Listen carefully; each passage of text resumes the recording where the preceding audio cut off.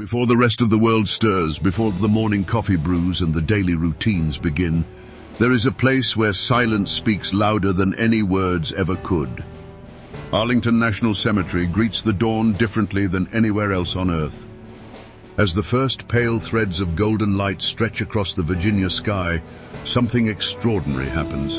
The darkness retreats slowly, almost reluctantly, as if even the night itself understands the weight of what rests beneath this sacred ground.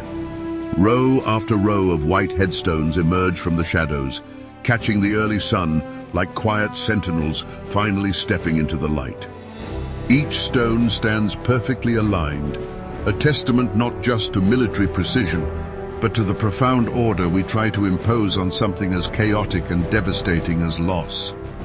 The grass between them is immaculate, deep green and heavy with morning dew, each blade glistening as the sunlight touches it for the first time on this Memorial Day morning.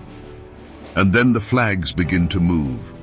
Thousands of small American flags, planted with extraordinary care by soldiers and volunteers in the days before, sway gently in the early breeze.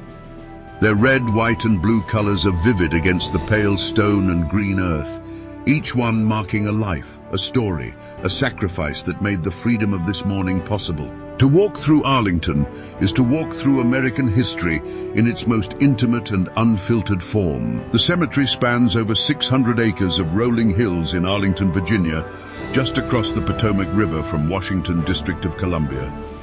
It has been the final resting place for American service members since the Civil War, when the grounds of the former plantation belonging to Confederate General Robert Edward Lee were converted into a burial site for Union soldiers. Since then, more than 400,000 individuals have been laid to rest here, including veterans from every major conflict the nation has ever faced. Presidents, generals, astronauts, and unknown soldiers all share this ground equally. There is no hierarchy in death at Arlington. A four-star general rests just rows away from a private first class who never made the evening news. That equality, that shared dignity, is perhaps one of the most powerful statements this place makes without uttering a single word. Beneath the golden morning light, the white marble headstones seem almost luminous, as if lit from within by something more than just reflected sunlight. They stand at precise intervals, their inscriptions facing east toward the rising sun, toward the new day that each of these individuals helped to secure through their service and their sacrifice. The red poppies scattered through the foreground of this scene are not accidental. They carry their own deep history, their own language of remembrance, rooted in the fields of Flanders, where so many fell during the First World War, and where Lieutenant Colonel John McCrae wrote the immortal lines that forever linked the poppy to the memory of the fallen. Near the tomb of the unknown soldier, the military honor guard takes its position as the sun continues its slow climb into the morning sky. These soldiers, members of the 3rd United States Infantry Regiment, known as the Old Guard, are among the most disciplined and dedicated service members in the entire armed forces. They have stood watch over the tomb every single hour of every single day since April 6, 1937, without interruption. Not during hurricanes, not during blizzards, not during any national crisis has the Guard ever abandoned its post. On this Memorial Day morning, they stand with a stillness that seems almost supernatural. Their dress uniforms are immaculate, every crease sharp enough to cut the morning air, every button catching the golden light like a small, deliberate flame. Their faces are composed, their eyes forward, their posture communicating something that goes far beyond military protocol. It is reverence. It is grief held in perfect disciplined form. It is the physical embodiment of a promise that this nation has made to those who served, that they will never be forgotten, that someone will always be standing here, bearing witness, keeping the memory alive. The slow, measured cadence of the changing of the guard, 21 steps in one direction, a pause of 21 seconds, then 21 steps back, mirrors the 21-gun salute, the highest honor the military can bestow. Every movement is intentional, every second of silence is loaded with meaning. Each of those small flags planted beside the headstones represents something almost impossible to fully comprehend from the outside.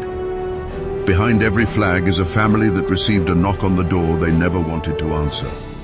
Behind every flag is a last letter, a final phone call, a photograph that never got taken.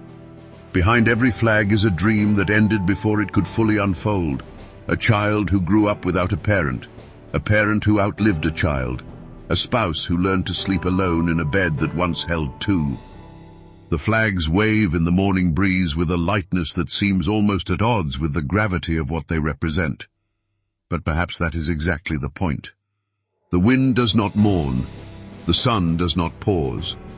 Life continues, and it continues because of the choices these individuals made. The flags are not symbols of death, they are symbols of living, of the life that was given so that others could keep theirs.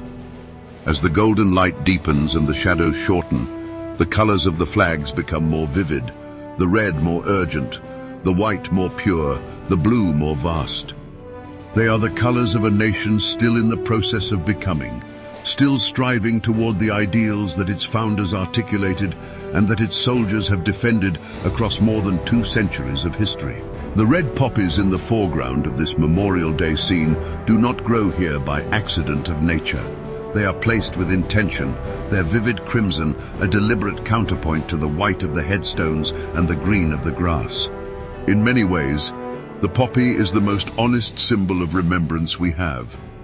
It is fragile. It blooms briefly. It is startlingly beautiful in a way that almost hurts to look at directly. And then it is gone. That fragility is the truth of human life, and especially of young lives lost in service. The cinematic quality of this sunrise scene, the way the light falls at precisely the angle that makes everything look both real and somehow more than real, is not accidental either. There is something about the quality of early morning light that strips away the ordinary and reveals the essential. In that light, the cemetery does not look like a place of endings. It looks like a place of transformation, where the ordinary becomes sacred, where the personal becomes universal, where individual stories merge into the larger story of a nation that has always asked more of some of its people than it has of others. The ultra-realistic detail of this scene, every blade of grass, every carved letter on every headstone, every thread of every flag, every petal of every poppy, demands that we look closely.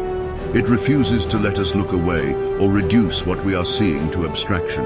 Memorial Day is not a day that belongs only to those who have served or to the families of those who have fallen. It belongs to every person who has ever benefited from the freedoms that were purchased at such extraordinary cost. That means it belongs to all of us. The honor, the sacrifice, the courage, and the remembrance that this sunrise scene at Arlington embodies are not relics of the past. They are living obligations, responsibilities that pass from one generation to the next, like a torch that must never be allowed to go out.